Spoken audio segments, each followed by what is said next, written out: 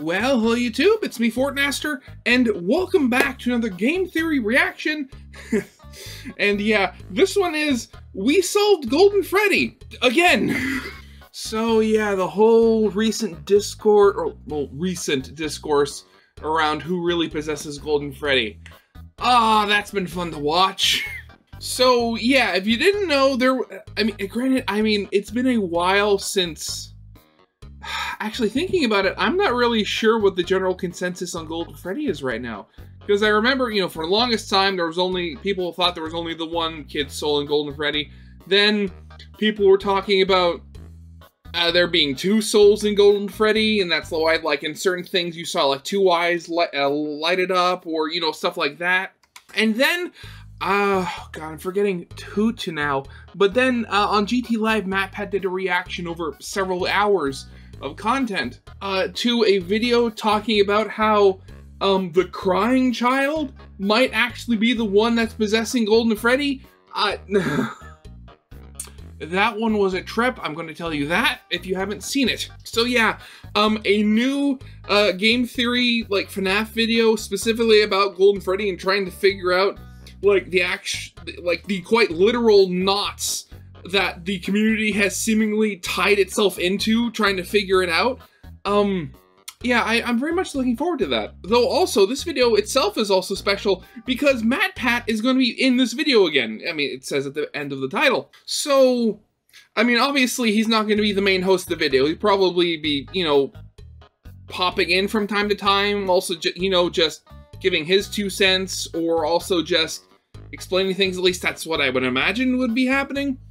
Though then, we're gonna have to see. Of course, with that all out of the way, original video is linked in the description if you haven't seen it for some reason. Corner video will lead to my film theory reaction, and yeah, with all that out of the way, let's get this thing started then, shall we? The crying child's name has been found. That's right, we finally have an answer for a question that has stumped this community for a literal decade. And the craziest part of all of it, it was solved by a channel with only one video. Matt must be rolling in his retirement grave. We'll just see about that. Of course, of course. Yeah, so wait, so they are actually going to be using... Oh, I'm forgetting the name of the channel again. Hopefully they talk about it again. Actually, wait, what am I doing? That's it. Their name is Dual Process Theory. That's what it was. But really, that was their first video? I didn't actually know that. Hello, Internet! Welcome to Game Theory, the show that's happy to let someone else solve FNAF for a change. Since the release of Security Breach, it feels like there's been a massive new wave of FNAF theorizing on YouTube. We've seen the rise of people like John FNAF, Rye Toast, ID's Fantasy, and dozens more, all joining us in the good fight to try and solve the infuriating lore of this franchise. And just over a month ago, a new challenger, or should I say challengers, entered the ring. Yeah, thinking about it, that's, again, I've said many times, I love FNAF.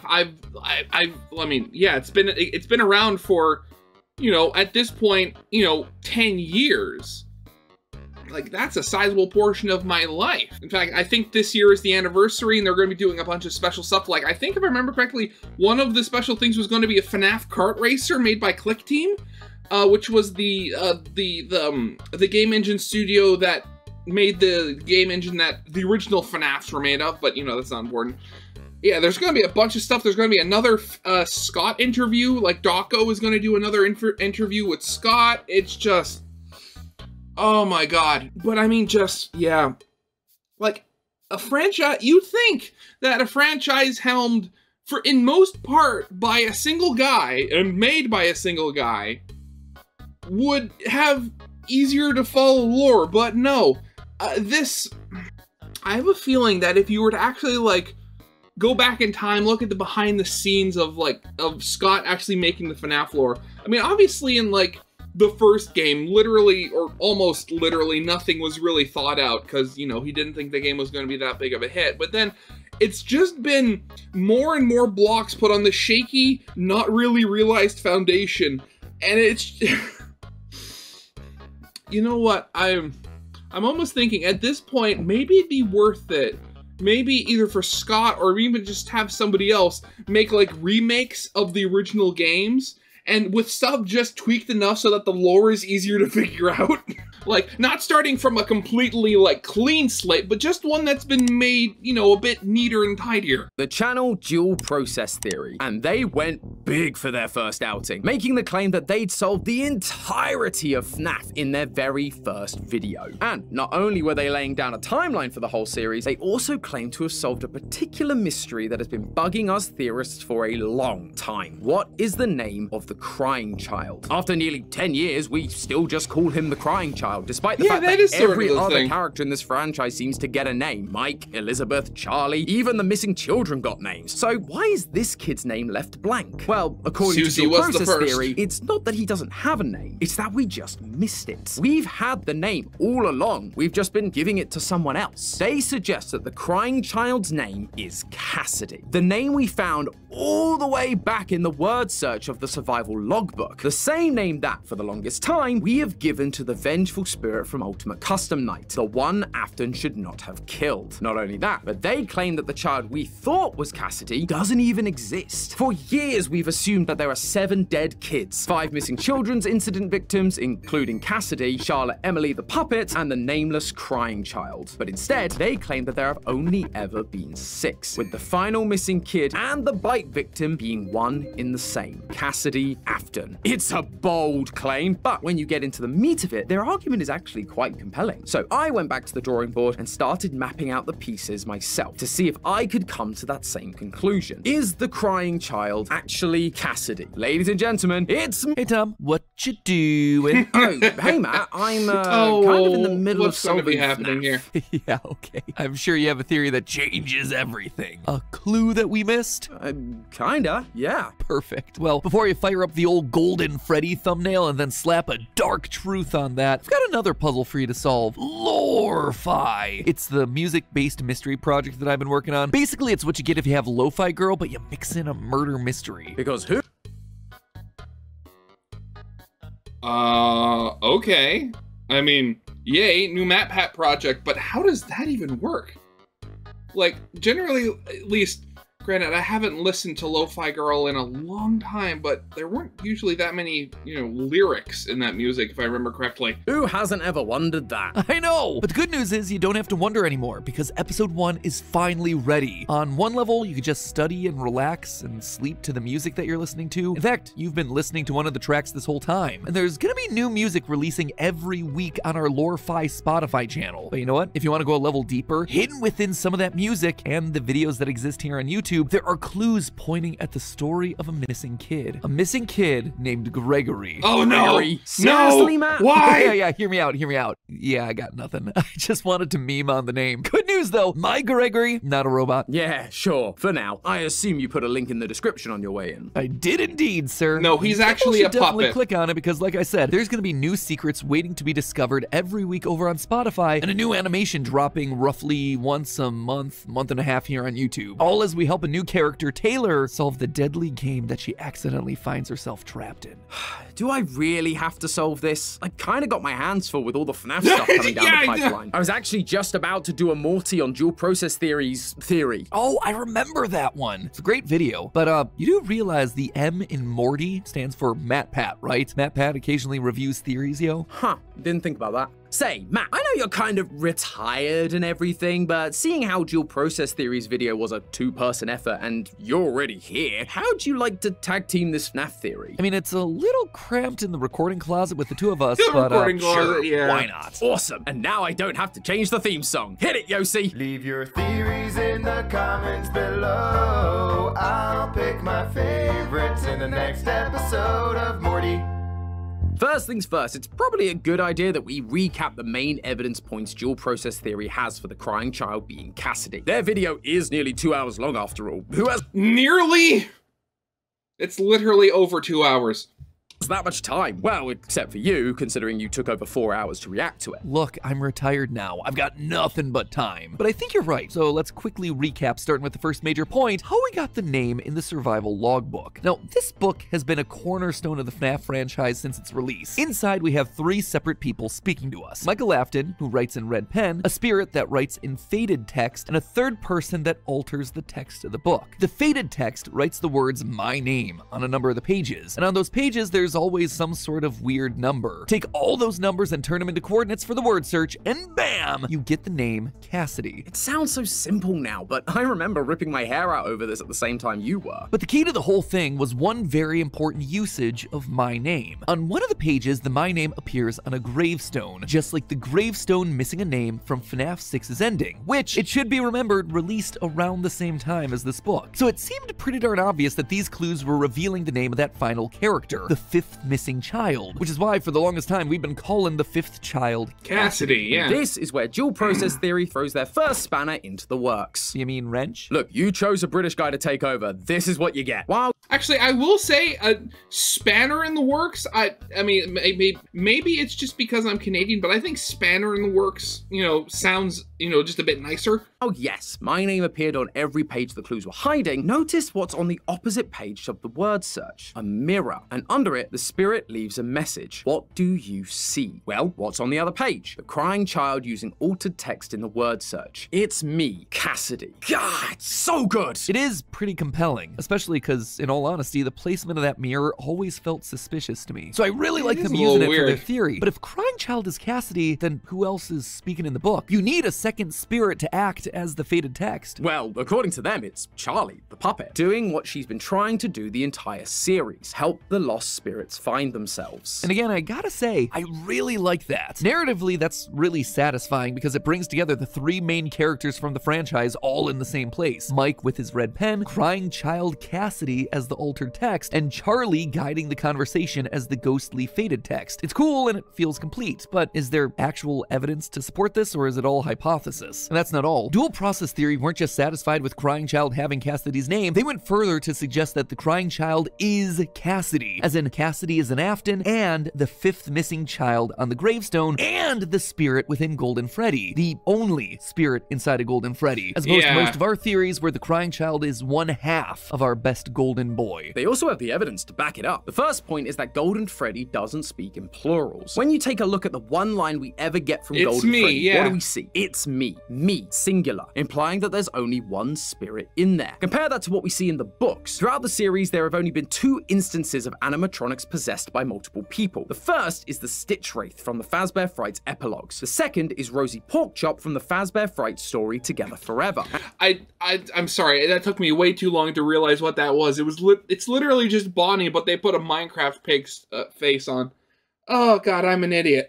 And while the Stitch Wraith isn't able to speak until the second soul is gone, Rosie Porkchop speaks while still containing both spirits, and refers to itself as ladies in waiting. It's using plurals showing the 2 spirits. We're gonna come back to that point, right? Yeah, don't worry, we're gonna come back to all of this. Okay, great, because I have thoughts on that one. The second point they bring up is everyone's favorite FNAF 3 classic, Happiest Day. This is the final minigame where we see the puppet giving cake to the birthday child, surrounded by their friends in animatronic masks. Once the puppet delivers the cake, the child stops crying, puts on their Golden Freddy mask, and all the children's spirits move on. Well, except for Charlie, because she's still got to show up in FNAF 6.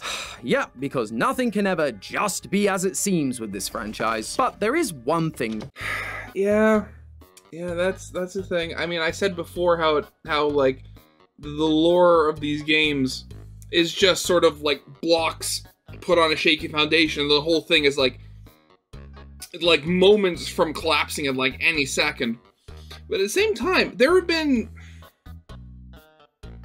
you know, maybe it's just Scott, and like I remember from his first interview with Dawko, he did say that whenever he created games, they were very much like always to answer a question that people had about the previous game. So maybe that's it. But like there have been so many points in this series where one of the games ended and it was like the perfect bookmark. Like the 2 that come to mind immediately for me were, you know, FNAF 3 where, you know, you had the horror attraction burning down with Springtrap in it.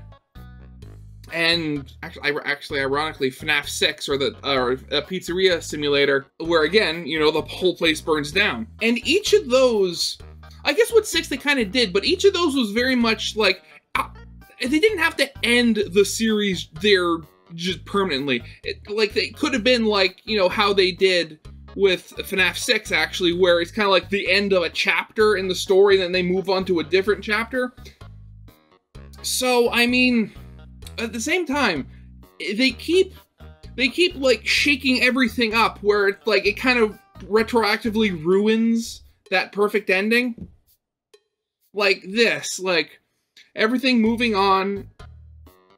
Though then again, also the puppet child, their mask does fall the slowest out of all of them. So I guess that could symbolize them hanging around longer after all of the other souls passed on?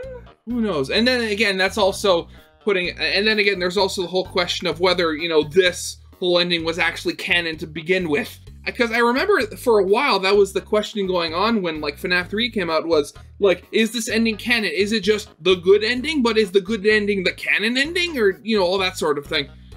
That I think we can both agree is very straightforward. There are only 6 kids at this party. Yeah, 5 definitely. missing children and the puppet. If there were supposed to be 2 spirits inside Golden Freddy, why isn't there a 7th kid? Which ties in perfectly to point number 3, the glowing eyes at the end of FNAF 3. This one's personal, so I'll take it. As a reminder, if you beat FNAF 3 without doing the Happiest Day minigame, you get the game's bad ending. This gives us a screen where our 4 main animatronics each have 1 glowing eye, symbolic of the fact that their spirits haven't been released yet. Seems pretty self-explanatory, Yeah, of course, right? I remember so then that. Look who we have in the back. Golden Freddy, with not just 1 glowing eye, but 2. This was always the backbone to the whole 2 spirits debate. The idea that, unlike all the other animatronics who each had 1 kid's spirit inside of them, Golden Freddy was different. He had 2, both the innocent crying child spirit and the vengeful spirit Cassidy, the 5th victim. It was a theory that was further supported by the books, specifically the Stitch Wraith Stingers, where we see an animatronic possessed by 2 spirits, a nice wholesome kid named Jake and an evil angry spirit named Andrew. One who dies in a hospital setting like the crying child, and one who dies by a brutal murder from Afton. I mean, the parallels are hard to deny. However, Dual Process challenges this by calling out the fact that if there were indeed 2 spirits in the body, why then do both eyes go out once you complete Happiest Day? Especially since we've believed that the Cassidy spirit lingers on to torture Afton in Ultimate Custom Night. Only 1 light should have gone out, to which I have one answer: retcon. But obviously that's a bit of a cheap explanation if we can avoid it. Which brings us to dual...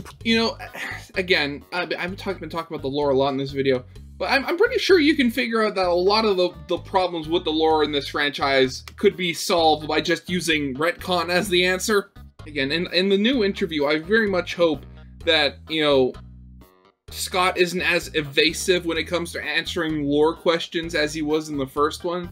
Like, I'm not asking him to, you know, answer everything, but just some of these questions that we have where, like, there's too many things supporting either answer, and it's like, it's getting angry, it's getting, like, confusing trying to parse out, because, like, each one is so equally valid. Process's last point. How can the crying child be the 5th missing kid when, very clearly, he's not missing? Like, he's literally right here in front of a large room of people. Well, yeah, very they important. make the assumption that this was all part of William's scheme. After the bite of 83, William pulls his child out of the hospital, and while experimenting with harvesting remnants, has the bright idea to stuff his son into Golden Freddy. Whoops! Bad idea, Will. It doesn't work, and the spring locks kill him, which is why we see Golden Freddy twitching in Ultimate Custom Night in the same way William does during the FNAF 3 teaser. This mistake devastates him, and in a drunken stupor, he lashes out at Henry's daughter, Charlie, killing her last. This then aligns with what we see from the gravestone puzzle in Help Wanted 2. To solve it, you have to light the gravestones marked by the 6 dead children in a specific order, presumably the order in which they died. Chica, the first, she has seen everything, followed by Foxy, Freddy, Bonnie, then Golden Freddy, and finally the puppet puppet. Later, when the police start to investigate the disappearances at the restaurant, William claims his child also went missing to throw them off the scent that he may be the killer. Now, while I don't really love the logical jumps their explanation takes there, one thing I really do like about the crying child being the 5th missing victim, and therefore the only spirit inside Golden Freddy, is that it really does help clean up the numbers. For years, 5 was the magic number in FNAF when it came to dead kids. Then around FNAF 3, it evolved into 6 with the inclusion of the puppet. And yet FNAF 4 shows us what was presumably a 7th kid dying in the form of the crying child. And while Help Wanted does eventually give us 7 graves and a hidden out-of-bounds Easter egg, it always bugged me that there was never a gravestone for him in the FNAF 6 ending. But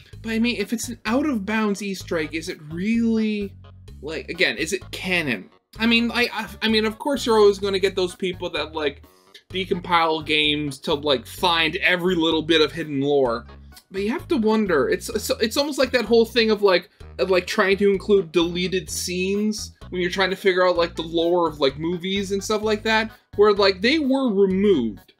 So there's, you know, the very real chance that they don't count anymore. And that might be the same with stuff outside the map, because, you know, the developers might have specifically put stuff outside the map just to mess with people. I always just assumed that it was because he ended up being different. He wasn't a victim of Afton's, and thus he wasn't included in that final image. But if Crying Child is in fact the 5th kid, it helps explain why there was never an additional grave for him, because he was always there to begin with. He was the one hidden behind the grass. They also don't mention this in their theory, but in FNAF 3, look at the spirit who gets Afton springlocked. They have tears streaming down their face, just like the Crying Child. We never see the other spirits' faces. We're specifically being shown that this one has tears, revealing that this isn't a separate spirit from the Crying Child. They are one in the same. Also, again, that could also just add, like, another layer to the whole thing of why Afton was absolutely freaking out, because, well, not only is he seeing, you know, the ghost of a dead child, he's seeing the ghost of his dead child, which, you know, I would imagine would mess with any parent. So that might be, you know, why he decided, hey, going into that old decrepit Springlock Bonnie suit would be a good idea, because he clearly wasn't thinking straight. Scott even used the same model in FNAF World specifically for the Crying Child. To be fair, tears are everywhere in the series, though. I mean, Yeah, the puppet is shown are. crying literally all the time. So, are we done? Did they solve FNAF? Can I retire now too? No, you still have to solve Poppy. No. And Lorfi. Okay. And Ban Ban. No! But secondly, well, this theory is really satisfying from a narrative standpoint. It helps to simplify a lot of the confusing elements that have built up over the years. There are a few pieces of evidence that they didn't mention that might poke a few holes in their theory. Of course, there always what's is. this sound? It's a flatline. And when does a flatline happen? Well, a flatline is typically shorthand to show that someone has died, usually in a hospital. Exactly. And during FNAF 4, we see things like IV bags, pills, and flowers surrounding the bed. All things that you would see in a hospital. Crying Child was in the hospital for his injuries, and then we hear a flatline right after Afton says that he's gonna put his son back together. Afton leaves, represented by psychic friend Fredbear fading away, which then leaves Crying Child alone in the dark. He's lost in the darkness. He's dead. He's alone. Everything about this cutscene seems to be suggesting that he died in this hospital. Could you potentially make the argument that William pulled his son off of life support in the hospital and brought him back to an underground bunker where he's gonna do experiments on him until he's able to bring him back to life, and that's why we hear a flatline here? Sure, you could make that argument. Yeah, because Afton, at this point, Afton was basically just a mad scientist, so he was able to create, like, killer animatronics and, like, all this other stuff. So so who's to say that he didn't just go to, like, a medical supplier and buy, you know, like, a heart rate monitor to hook up to his kid while he was experimenting on him? I mean, this series has gone in such weirder places.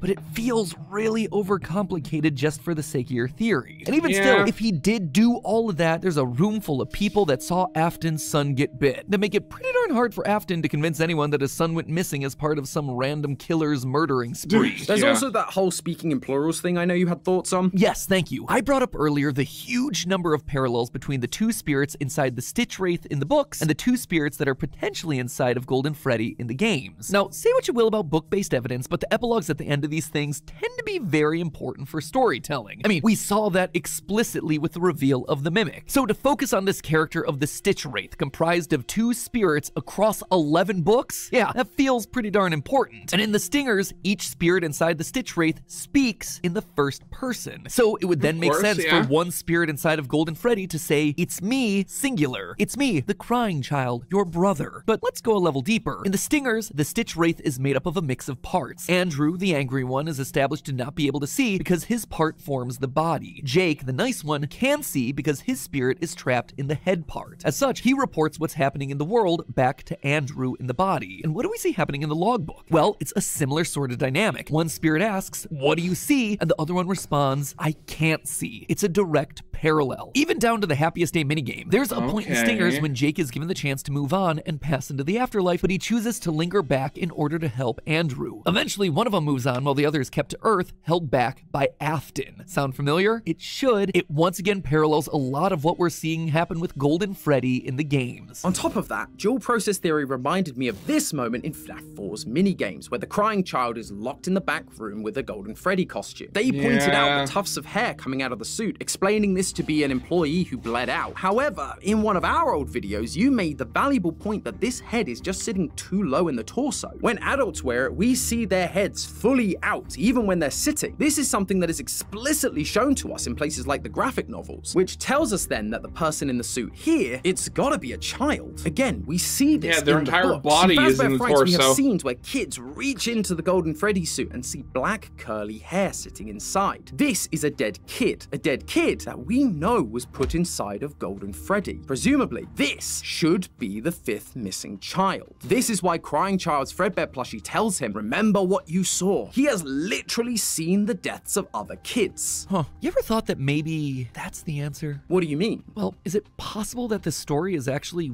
way simpler than we, the FNAF community, have made it out to be? I mean, look at the scene. In what way? Really look at the scene. It is pretty darn self-explanatory. A kid is locked in the storage closet and literal tufts of hair are sticking out of the suit. I remember when I first saw this scene, I overthought this thing to death, assuming that it had to be more than just hair sticking out of the suit. Maybe they were wires or tufts of suit hair or something like that, because this was 1983, and by all accounts, it was the first location. It was Fredbear's Family Diner, the beginning of the timeline. The missing children's incident didn't happen here. It was at Freddy Fazbear's Pizza. Clearly, these brown pixels had to represent something else, but in retrospect, the scene is pretty explicit. There's a kid dead in this suit. Done, cut and dry. Remember what you saw? You saw a dead kid. We, as theorists, are so often desperate to search for narrative satisfaction. We bend over backwards to try and justify timelines where Afton is killing kids because of Elizabeth's death, or because he's trying to put his son back together and he wants to run experiments to harvest remnant from other kids. But what if he's just a weird, sick dude who just started killing kids one day?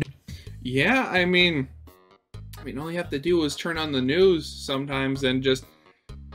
There's a lot of sick people in the world. Who knows? Maybe one of them discovered the potential for, confirmation of the afterlife and immortality, and it requires animal-based robots.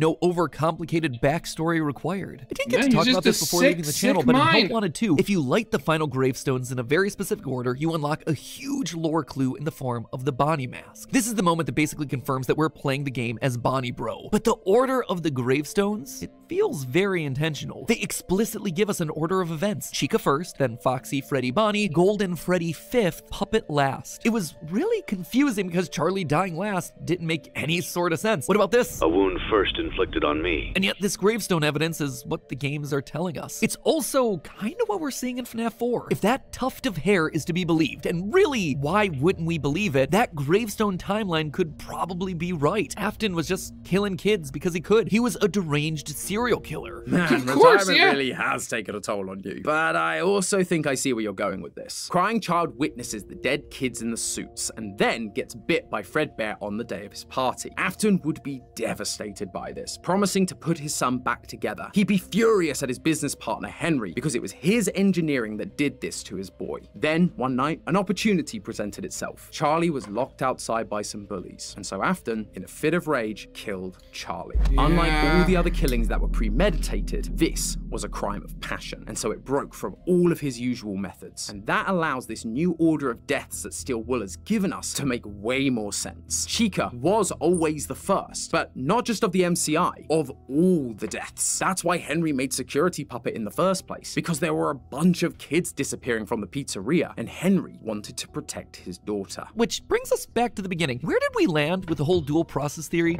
Did they solve FNAF? Is Cassidy the crying child? I think the answer is yes, but also no. There are two sides to this coin, right? Is Crying Child the fifth missing kid that we've called Cassidy for all these years? I'm just not sure. It would simplify a lot, especially the FNAF 3 minigames where there's only 5 kids. But then we see a kid already dead inside the Golden Freddy suit before Crying Child even dies. And then there's the dozens of people that watch him die and flatline at the end of FNAF 4, which would make it hard for him to be considered missing, let alone considered one of the missing children specifically. I mean, potentially, I just thought of this. It could, you could have Afton claiming he's missing because he kidnapped his own son out of the hospital. Like, he's in the hospital. That might also be why we hear the monitor flatline, because he disconnected him from the machine. Able to, kidnap his own son, take him home into his, secret underground lab bunker, start experimenting on him, and then when people come around asking, they say, I don't know, my son was kidnapped, he's missing. Who knows? It's true. As much as I like it from a narrative standpoint, there's just as much evidence against it as it is supporting it. Typical FNAF, Well, of course. Not completely, because there's the second side of this question. Sure, Crying Child might not be the fifth missing child, but based on what dual process theory presented, I think they might be right that Crying Child's name is Cassidy. William Afton, a deranged serial killer hiding in plain sight, until one day his son Michael decided to play a prank that would kill his youngest son, Cassidy Afton. It has a nice ring to it, I've got to admit. Maybe, and I definitely see it. It's just a frustrating catch-22, We either get to have the Crying Child's name, and in the process we lose the established fifth missing kid name, or Cassidy is the fifth missing kid, and Crying Child remains as nameless as he ever was. I mean, the answer's gotta be in here somewhere, surely. The altered text opposite the mirror returns the spirit's questions with, who are you? What's your name? And with Cassidy not being the fifth missing kid, that leaves the my name gravestone clue wide open. Honestly, my money's on the Foxy Grid. We never did solve it, and there's ghostly text written at the start. Maybe we should take another look. Oh, no. There's no we here, my friend. I did my time with that Foxy Grid. This is all on you, man. Oh, well then, I guess I better get started. You know what we need? You know how I said before we need, like, re-releases of the original games that are just the updated and cleaned up lore? What we need is a second edition of the Employee's Handbook with the Foxy Grid altered just enough so that it's easier to figure out. Like, still the same answer, but altered in a way that people can actually, like, do it.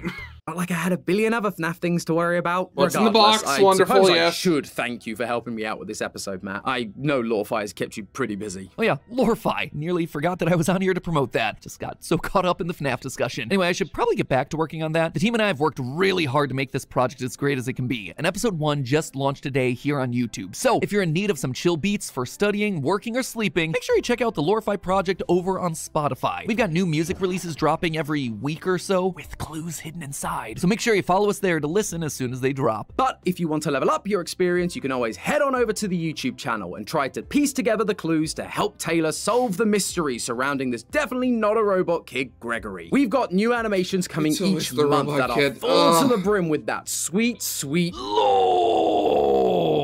You just couldn't help yourself, could you? Hey, I'm retired. I don't get to say it that much anymore. True. Do you know what else you don't get to say much anymore? But hey, that's just a theory. A game theory. Thanks for watching. I swear. I mean, I've said it a million times, and I'll say it a million more.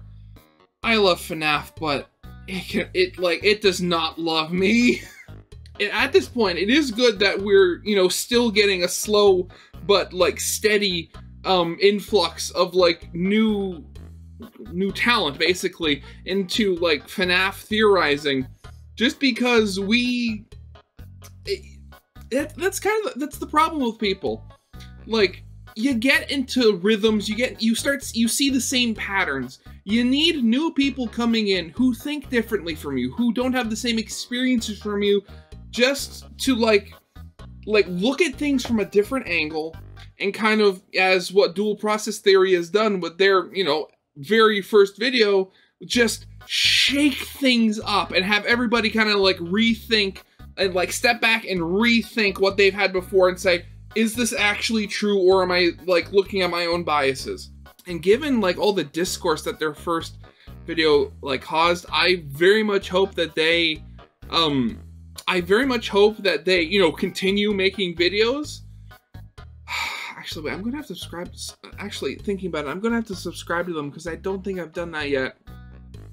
But yeah. So yeah, with all that out of the way, link in the description to the original video if you haven't seen it for some reason. Corner video will lead to my film theory reaction, and yeah, with all that out of the way, I hope you guys liked. If you did, leave a like, subscribe if you have not, and I'll see you guys next time. Goodbye.